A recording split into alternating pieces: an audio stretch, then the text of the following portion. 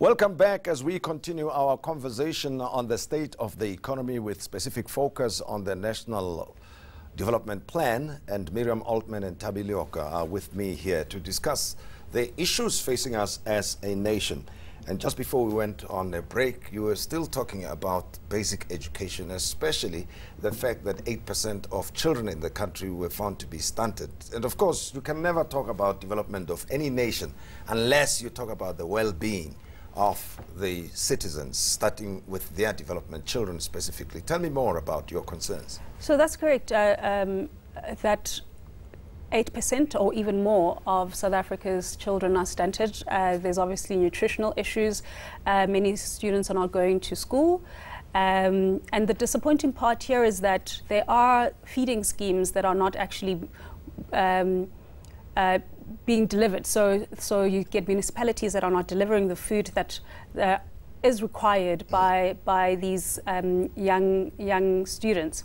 And my worry here is that if we are not focusing on the basic education and the young students, how do we expect them to reach university, which has been our focus for the past, I think, 18 months in terms of tertiary education?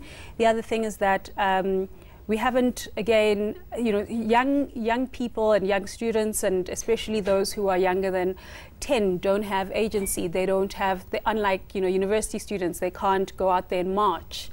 So no one is there to speak on their behalf. Yeah. And there are many NGOs that are doing a lot of interesting and amazing work on these young people, young South Africans, but they're not also getting the attention that they deserve. Now, Miriam, I mean, you are talking about a review that is going on the National Development Plan, for instance, and of course, we had to quickly, the government had to implement free education at tertiary level. Yeah. But we all know that there are problems with basic education and that there are the challenges that you raise about early childhood development. Now, from your reviews, what are you finding? What's going on in terms of the development of children overall, from early childhood learning up to tertiary level? So I think the first thing I need to do is just correct something, if that's okay. That's fine. There's no doubt that we have a problem in the development of children in the first 1,000 days, and there's growing attention on that, and that children are stunted, and we have this problem. In fact, that the incidence of stunting has fallen. It's too high, certainly for a middle-income country. But the biggest nutrition program in the country is actually the National School Nutrition Program, which delivers a daily meal to every single child in lower income communities. So it reaches millions of children every single day. Yeah, there are problems with it. There are huge problems there. There are huge problems with it, but with a big program, you're going to have problems. When you're an NGO that delivers to one community, you can control it. When you're addressing schools across the country, millions of children, billions of rand, you will face problems. But I think we should give credit where it's due, that the department, it's an enormous program. Yes, it needs to be fixed. They're constantly experimenting with it to improve it. No doubt there are problems with it, but it's an enormous program. Well, yeah, in terms of the development then, and the content in the education, which I suspect is very much part of the problem for students who progress to tertiary level. So over the past decade, you'd be surprised to know that there actually have been improvements in the quality of education and delivery. I know we feel very bad about it, and it's partly because we start from such a low base. And when you're trying to turn around, you know what they say, eat an elephant bite by bite. That's the situation with the education system. So there are so many challenges in the system. We know we need to be moving faster. What we're producing right now is not adequate for a middle-income country. There's no doubt about it. Having said that, there have been improvements on the basis of international test comparisons. About say 2/3 of people who have finished secondary school, young people who have finished secondary school, their parents never got anywhere near there. The majority of 24-year-olds in post-secondary education, in other words, university, tech, that kind of thing, their parents never got anywhere near there. So what you're starting to find is that people are moving up the chain slowly but surely.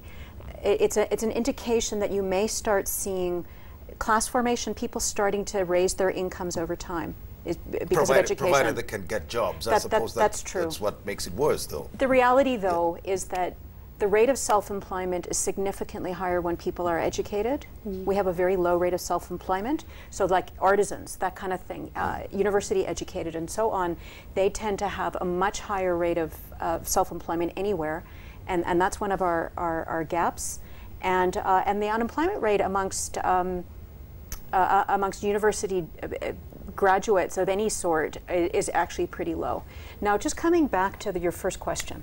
So our focus on the first 1,000 days is a little weak, and government is starting to rally around that, and there's much more conversation. It's very weak still.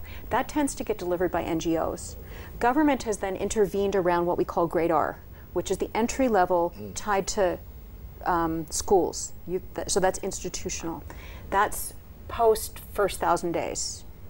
Now the problem is, grade R most kids are in school, so you don't actually have a lot of kids outside of school. One of the successes in South Africa has been that we do have universal education. Yeah, kids start to drop out between grade 10 and 12, but generally one of the successes is that the kids are actually in school. Almost every kid in this country is in school. Receiving some nutrition. And getting a meal. Yeah. So what that means is, yes, it's not, the quality isn't where it needs to be, but it's much easier when you've got all the kids in the school to now start ramping up the quality than when the kids are outside of the school.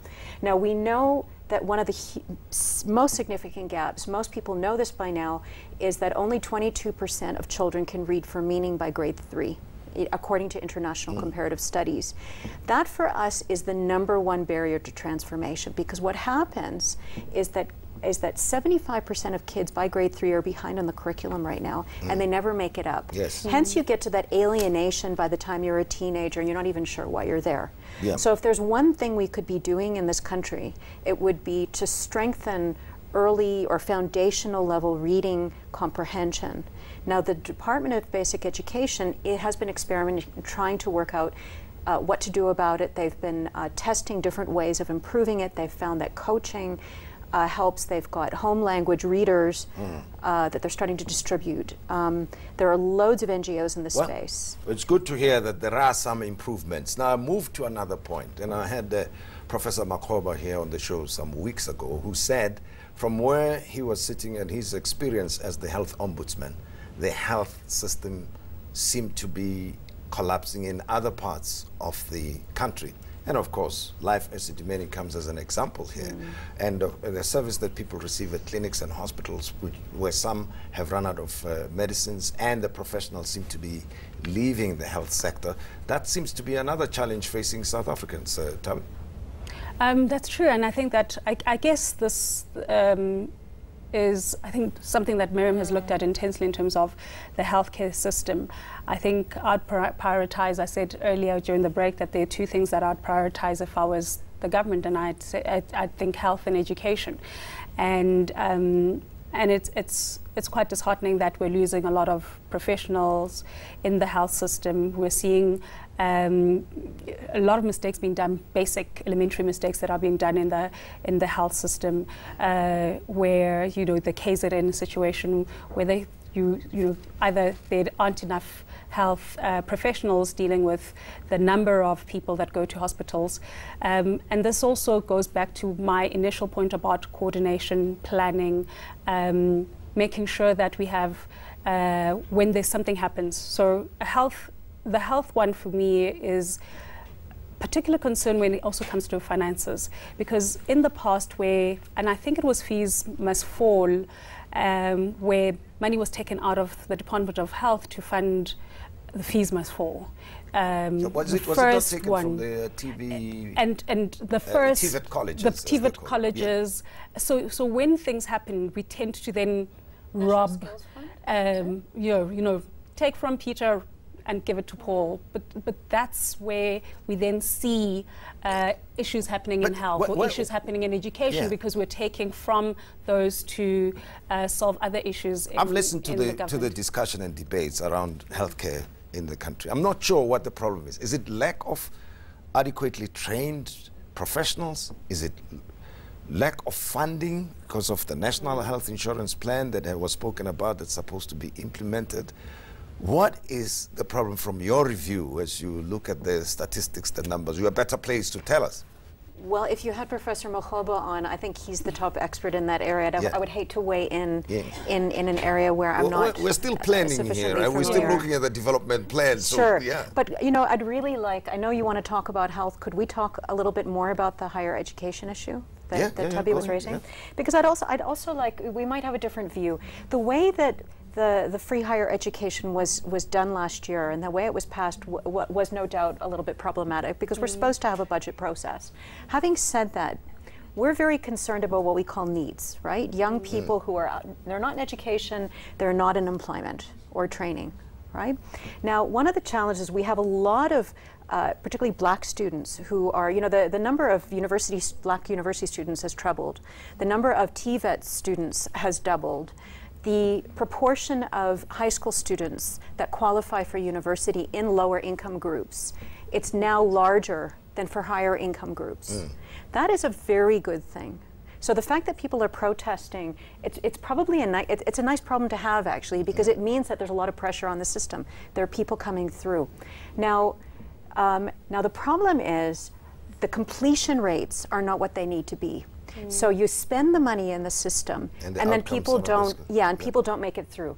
Now, let's be honest. If you're from a lower income community and you're going to university, you know very well how stressful that is. You don't have money for food. You don't have money for bus fare to get to university. You have no place to stay. You have to support your family somehow. It's very, very stressful, aside from all the cultural issues.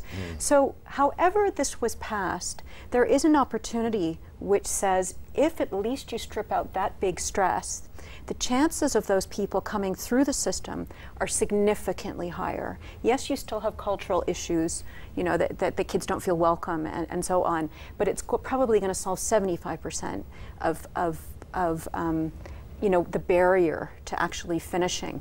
Now, we did a little analysis to say, what if you met the NDP targets by 2030 in higher education, diplomas and university degrees, and we found that it would probably lift about 18 to 36% of people out of poverty.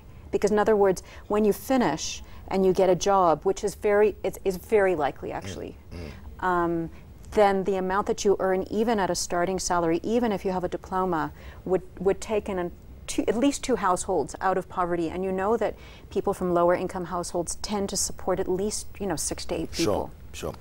Right. When we return in a short while, we are going to be looking at the economy itself, the state-owned enterprises, the agreements that South Africa enters into, the different departments and their role in the economy, the government at provincial, local, national level. After all, it participates up to 40% in the overall economy. The state of play of the South African economy conversation continues in a moment.